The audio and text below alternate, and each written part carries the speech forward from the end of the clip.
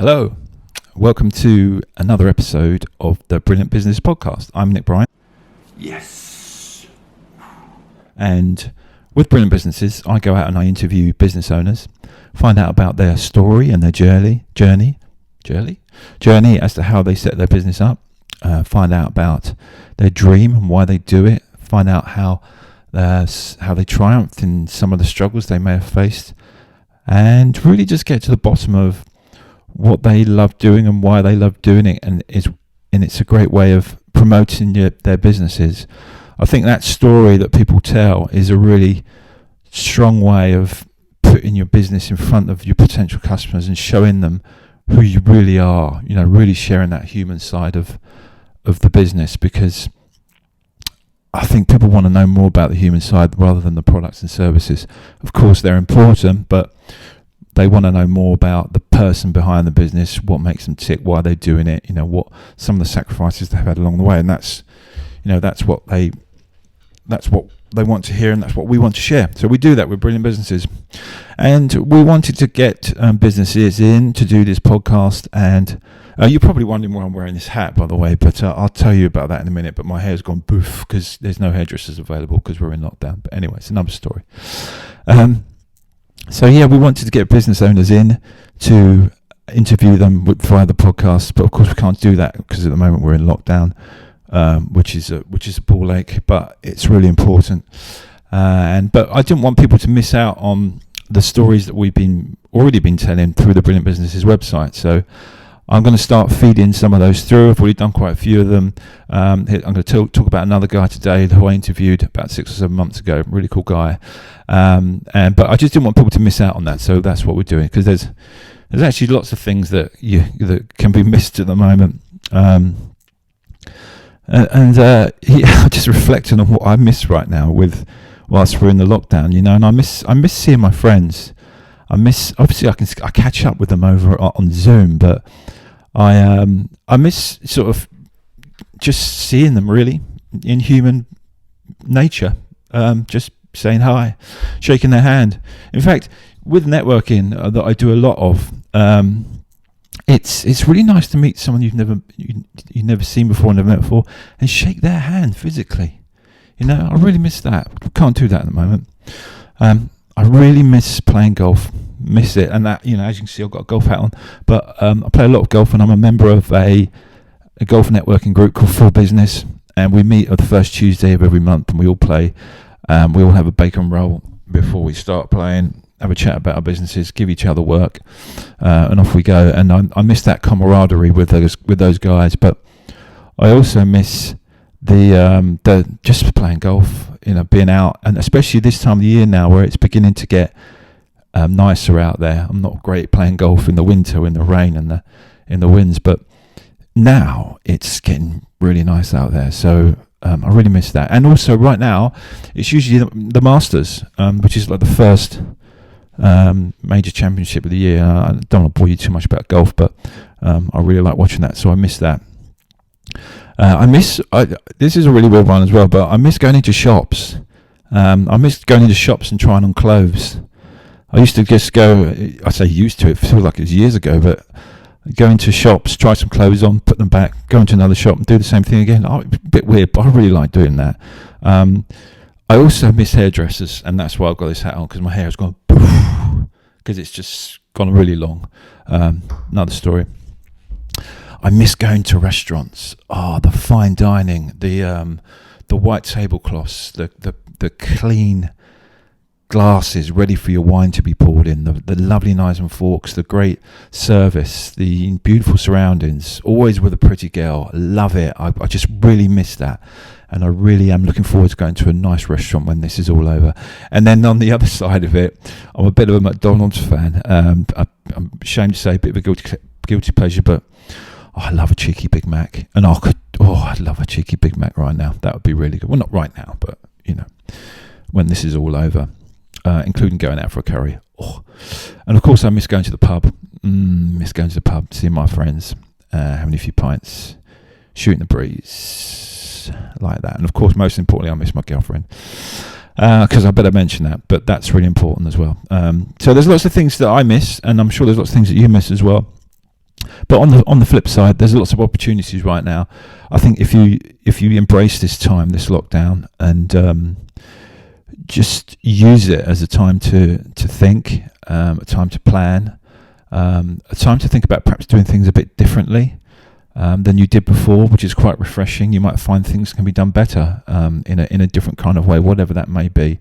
Use this time to research. You've got probably plenty of time on your hands. Those that haven't got much work or much to do, or thinking of what to do, but do some research, find out some new stuff. I mean, I don't think I would have set this YouTube channel up if I hadn't have, if the coronavirus hadn't come along. Well, I would have done it, but it would have been a bit longer down the line. I wouldn't have had the time to research and buy the equipment and really research it and get into it. So I think there's lots of opportunities to be had with this coronavirus, and I think once we're over it and we all start going out and back into normal life again, we are all going to be better people, and the world is going to be better for it. I really do believe that it was sent here for a reason, and I think that's something that we should all be thankful for, actually, because I know it's killed a lot of people, but I think that there's opportunities that come from it. Anyway, don't want to get too deep and meaningful on that, but back to brilliant businesses.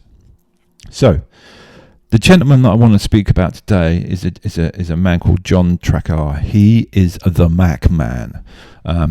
Trick is in the name. He looks after everything Mac orientated or Apple orientated. He's got 4 shops now, one in Tunbridge Wells, one in Sevenoaks, one in Burgess Hill, and one in Brighton, I believe. Yeah, 4 shops. Just had to check that on his website. He started his business 13 years ago, and like a lot of businesses, it was born from just something that was just sort of done on a side basis. I believe a friend of his worked at a computer shop down in the Brighton area, and he used to get on his bike of an evening and cycle around to people's homes and help them with the things that they couldn't have helped them on that day in the shop. And then he quickly realised that this was a business model here, and it grew from there. And Jon sort of teamed up with this guy, and then they started to really ramp it up, because they realised it was a good opportunity to have, and a good thing to serve the customers, especially when Apple's Macs have become really popular over the last 10 or 15 years. So yeah, his name is Jon Traquair. It's the MacMan, and this is his story. So pay attention to this. Thank you. So, MacMan started over 13 years ago with a friend I went to school with, Matt. He was working at Solutions Incorporated in Brighton, which was just before Apple got massively into their Apple stores. He was working in the evenings supporting customers who wanted the things that Solutions wouldn't do. He did that for about 2 or 3 years. Then it got to the point where he knew it was a full-time job if he wanted it to be, so he left Solutions. He used his bicycle around Brighton to visit customers, and then just pushed it, and within a year he was full-time. And whilst Matt was setting this up, I worked in the music industry right until my 30th birthday, when I decided to quit London to go travelling with my now wife. When I came back, I knew I didn't want to live in London again, and Matt suggested to me, if you're looking for somewhere to stay, I'm house sitting in this huge detached house at the moment. So we stayed with him, and his phone just didn't stop ringing. He was out doing these on-site visits, and his office phone was just ring. I said to him, look, I'm not working, you're really busy, let's try and do these things together. One of his customers had offered him a converted pub in a cool area of Brighton, so we looked at it together, and that's now our Brighton shop. I wasn't earning any money out of it at that stage, but I was really wanting to start a family, and therefore had financial commitments. So I took a job in London with Getty Images to earn a regular wage again. My wife and I decided to settle in Tunbridge Wells, but after 6 months at Getty, they decided to make a round of the redundancies, and they gave a few months' pay, which was just enough for me to say to Matt, right, this business that we tried to do last year, I've got another spin on it. Instead of us trying to do it together and pull out a full-time wage from the profits in Brighton, I can do it in Tunbridge Wells, and we'll create a new area. It took me about 6 months to convince him. He really didn't want to do it. He kept saying, I'm already too busy, and I couldn't get a loan either. I spent months trying to convince NatWest to lend me $7,000, and in the end they wouldn't even give me £100 overdraft. But this was 2012 and post-credit crunch. But we found a tiny place in the Corn Exchange in the Pantiles, and I just kept on and on at him until he caved in, and we went for it. So we set up the Tunbridge Wells business up as a new company, so it couldn't bring down his existing Brighton business. But I always wanted the Tunbridge Wells branch to be a company. I wanted to employ people from the word go. I never planned to be self-employed or keep it small like Matt had in Brighton. We opened the shop in the Pantiles in December 2012, and within a year of trading, Tunbridge Wells was already turning over more than Brighton in revenue and profit. I didn't take a wage for about 2 years as I was intent on hiring staff, so all profits went back into the company. I was focusing on Apple sales as much as Apple repairs, and also started to repair iPhones and iPads as well as Macs. Very quickly, after a year or two, Matt suggested we merge the businesses and profits into his original Brighton company. I was really keen to do so, as it allowed me to borrow against his company's 5-year trading history and take out the loan I needed to move the Tunbridge Wells shop into the centre of the town, which we did. There was then a period of stability for a few years where our children grew up and started school, but then last year we decided to give it another big push. We expanded heavily into online sales and also into new high street stores in both Sevenoaks and Horsham, all of which are doing really well. Our customers are people that like technology and want to make their lives easier, and we try to make sure their tech is making their lives easier. That's our business, and there's still a place for it on the high street, as people like to deal with people when they're struggling with their technology, and that's why we still deal exclusively with Apple products too. It's easier for us to make their lives easier when we can specialise in just Apple. But I'd love to do all tech eventually. I'm always talking with my business partner about the things we can do to push on and how we can grow the business. There's no extra exit strategy at all. We're never selling it. I'm really happy doing this, and I'll still be doing it in 30 or 40 years' time, without a doubt. So there we are. That's Jon Traquair from MacMan. He's got a really cool story, as you can see, and he's a very interesting chap. I met him in a local pub and interviewed him there, and we went through everything that he just said. It was really interesting. He's probably finding it quite tough right now, again, as most people are, but I do believe that his stores, which are shut at the moment, he is doing remote support and send-in repair as well. Obviously, things can be sent in, and I think their remote support is probably very good as well, because they can talk you through any problems that you've got with anything related to Apple. So yeah, I encourage you to contact Jon if you need any help. All his details are on the Brilliant Businesses website.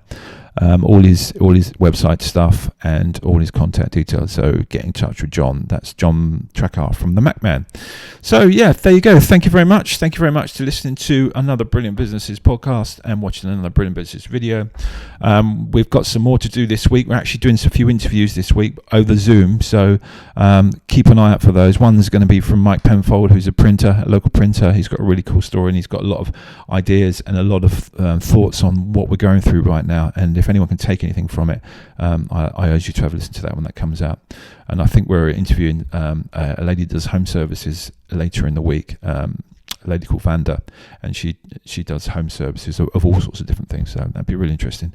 So if you like what we're doing, please subscribe to the channel, like the video, hit the subscribe button, hit the bell so you can get all our updates. And thanks very much for listening. I'm Nick Bryant, and this is Brilliant Businesses. Over and out.